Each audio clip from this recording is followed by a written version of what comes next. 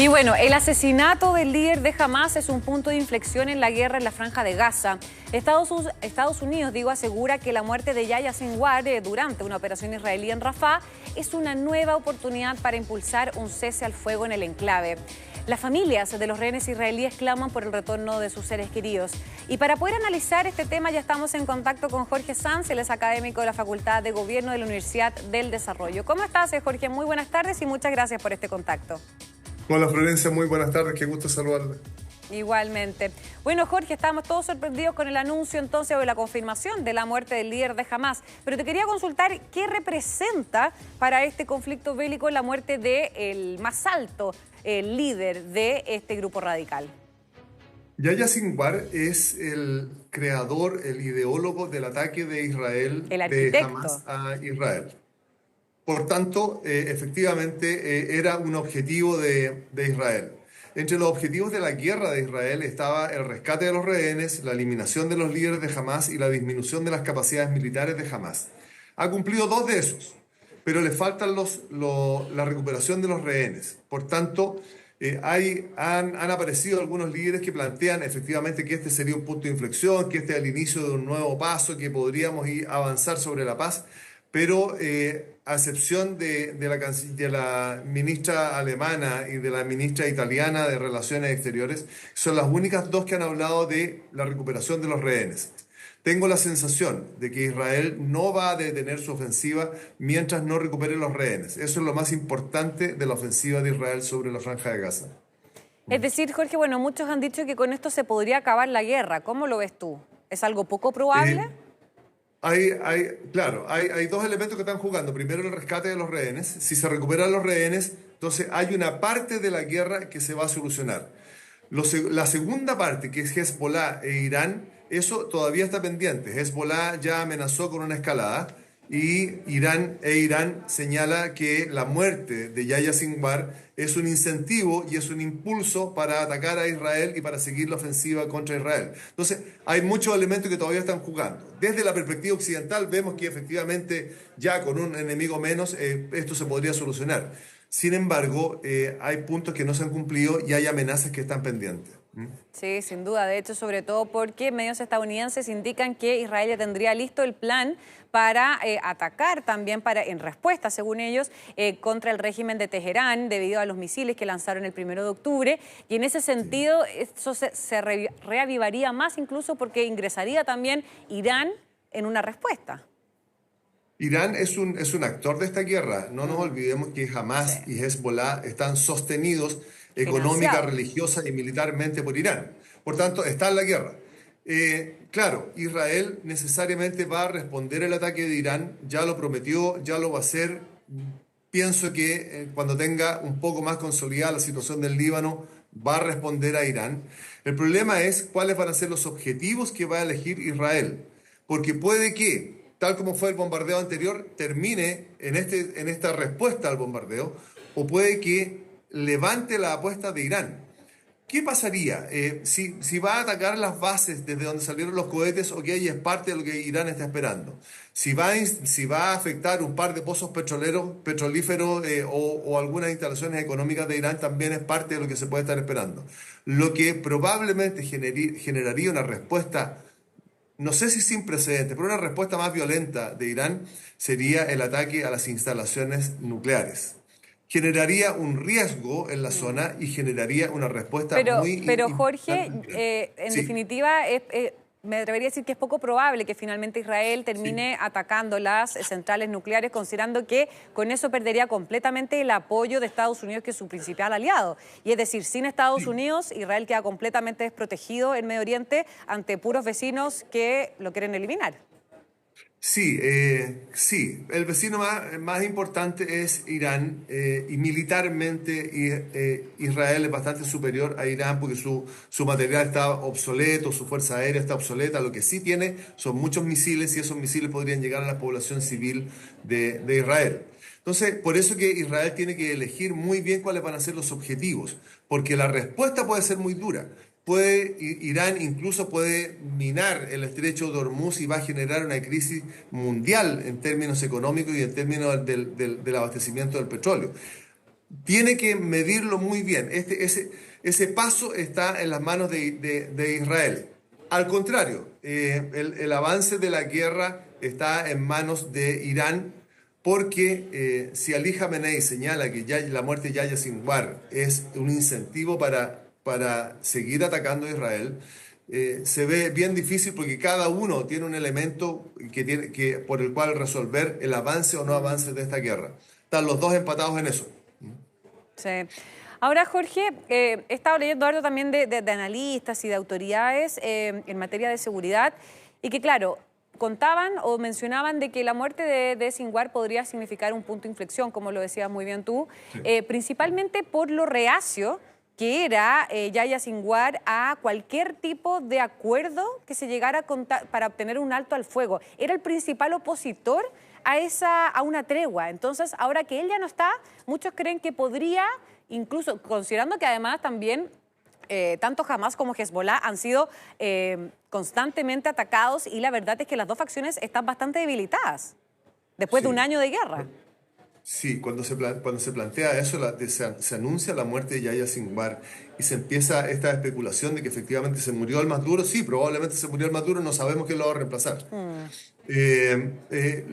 Y junto con Netanyahu, junto con anunciarlo, plantea que esta guerra se puede terminar mañana siempre y cuando Hamas devuelva a los rehenes.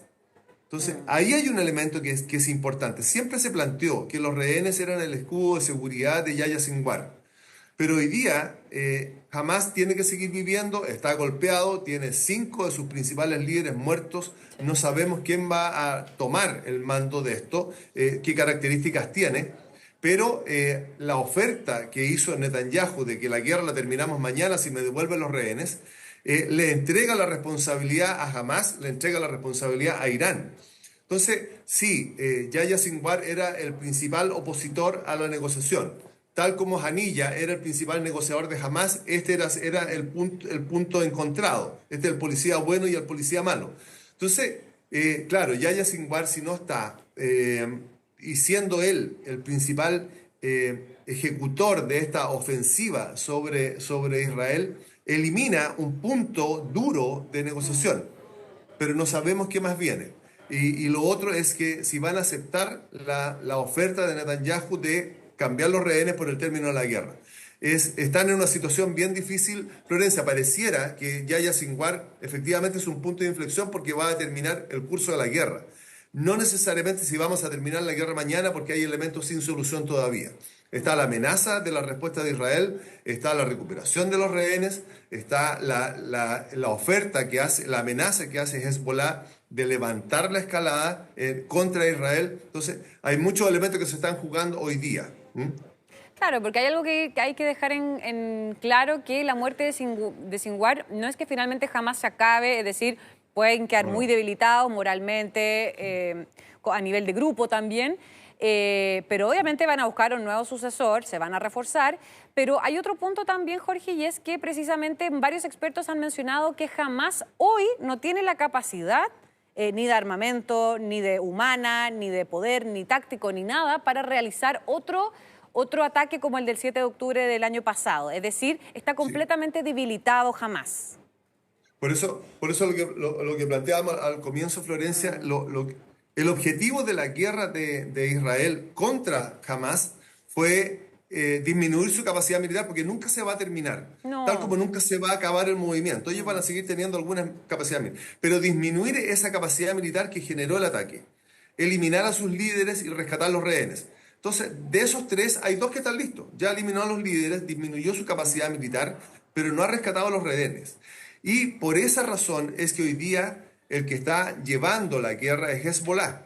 Hezbollah es un grupo tremendamente potente, también ha perdido a parte de sus líderes, también está infiltrado en su zona de seguridad. Ya pasó con los muertos que tiene, ya pasó con los beepers, ya pasó con los celulares. Entonces, también está afectado, pero tiene una capacidad militar todavía. E Irán tiene que estar sosteniendo a Hezbollah en su ataque. ya no tanto a Hamas porque perdió el control de la franja, porque perdió el control de Gaza, ya no están los líderes. Entonces, efectivamente, tal como tú lo señalas, Hamas está muy disminuido militarmente, no tiene probablemente hoy día la capacidad de afectar a Israel con un ataque como el que generó hace un año, pero sigue existiendo. Ahora quiero destacar unas palabras que realizó el primer ministro Benjamín Netanyahu, porque esto también puede ir delineando o podemos ir viendo hacia dónde va los próximos pasos que va a tomar también Israel, porque él advirtió, esto no es el fin de la guerra, estoy citando sus propias palabras, sino que es el principio del fin. ¿Qué se puede esperar con eso? El principio del fin, claro, si ellos entregan a los rehenes, porque así fue como lo planteó, si entregan los rehenes la guerra se termina mañana. Pero se termina la guerra con Hamas. Todavía no está solucionado lo de Hezbollah. Pero hay una parte de la guerra que se va a solucionar y tiene que parar en algún instante y a Israel le conviene que eso se detenga. Entonces va a tener solo un frente y no dos o tres como puede tener ahora. Entonces, recuperando los rehenes, la guerra con Hamas se termina y se inicia lo que está esperando Occidente, un proceso de reconstrucción que no sé quién lo va a asumir. No sé si lo va a asumir Israel, no sé si lo va a asumir Europa, no sé si lo va a asumir Naciones Unidas.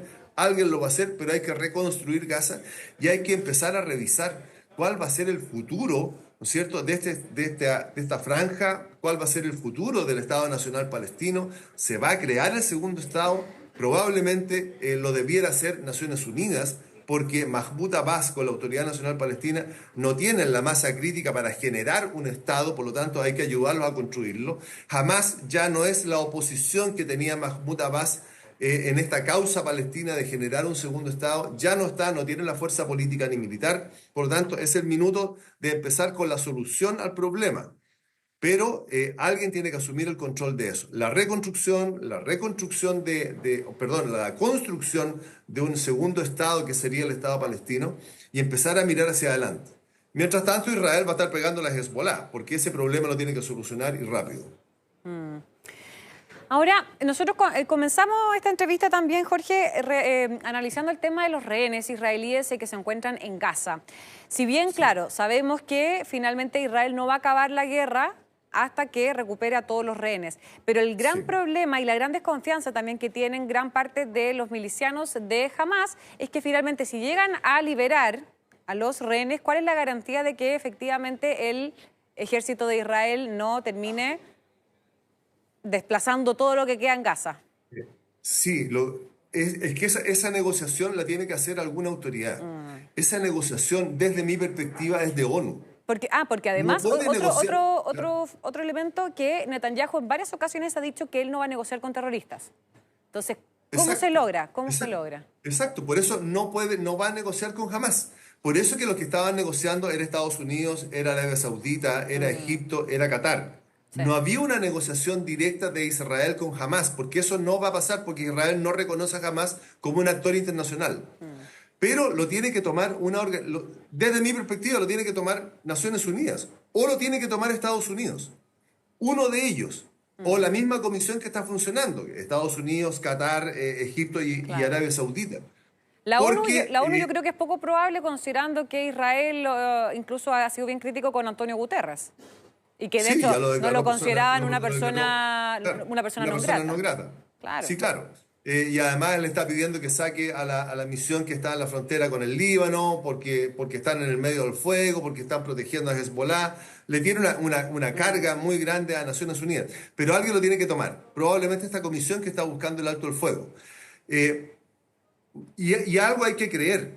Porque si yo no entrego los rehenes, porque Israel va a arrasar, y si no me entregan los rehenes, efectivamente los voy a arrasar. Alguien tiene que ceder y alguien tiene que creer en algo. Esta comisión efectivamente tiene que llegar a una mesa de conversaciones, no sé si juntos o separados, pero tiene que llegar a una mesa de conversaciones porque esa guerra es imposible. Es imposible que continúe. Ya no queda muy poco de la franja de Gaza. Hamas está disminuido militarmente, no tiene las capacidades, ya no es una amenaza para Israel, pero falta que entregue los rehenes. Entonces, cuando se extreman las posiciones, alguien tiene que empezar a acercarlas. Y el acercamiento está en que, ok, vamos a disminuir la fuerza, vamos a sacar la fuerza, pero junto con eso, junto con que salgan los soldados, tienen que salir los rehenes. Perfecto, Jorge. Ya para ir cerrando, ¿qué crees tú? Con tu expertise en estas materias internacionales, ¿cómo crees que va a ser la respuesta de Israel contra Irán? Sabemos que no puede ser de tan gigante escala, considerando que eso podría ampliar el conflicto, no solamente regional, sino que a nivel mundial. Pero ¿cuál crees tú que podría ser para mandar un mensaje, una señal directa de fortaleza también, pero que tampoco desencadene otro gran conflicto? Habiendo sacado a Hamás de la ecuación, estando enfrentado con el único brazo que le está quedando a Irán, que es Hezbollah, la respuesta militar debiera ser militar, a las instalaciones militares. Ya. No seguir involucrando a civiles, no seguir involucrando a la población civil, no seguir afectando civiles. Por lo tanto, Israel tiene identificadas las bases militares desde las cuales dispararon los misiles. Bueno, esa debiera ser la respuesta. Hasta ahí debiera ser la respuesta, porque si no, esto efectivamente, tal como lo señalas, se va a incendiar. No puede seguir pegándole a las instalaciones del petróleo porque va a generar una crisis. Una crisis No puede de los pegarle. mercados, claro. Exactamente. No puede pegarle a las instalaciones nucleares porque va a generar un problema dentro de la región y va a generar un problema mundial, porque ahí sí que efectivamente todos los que están apoyando a Israel, y tal como tú lo señalaste en algún instante, le van a quitar el apoyo a Israel por lo que significa atacar una instalación nuclear. Entonces, probablemente va a ser un ataque limitado, una respuesta limitada a instalaciones militares. Ni siquiera a la población civil, no a las ciudades como le está pegando en Beirut y como le pegó a la franja de Gaza, sino que va a ser a las instalaciones militares. Debiera ser. Perfecto. Bueno, Jorge Sanz, académico de la Facultad de Gobierno de la Universidad del Desarrollo, muchísimas gracias por esta interesante conversación. Que estés muy bien, buenas tardes. Buenas tardes, encantado de conversar contigo, Florencia. Igualmente. Chao, chao.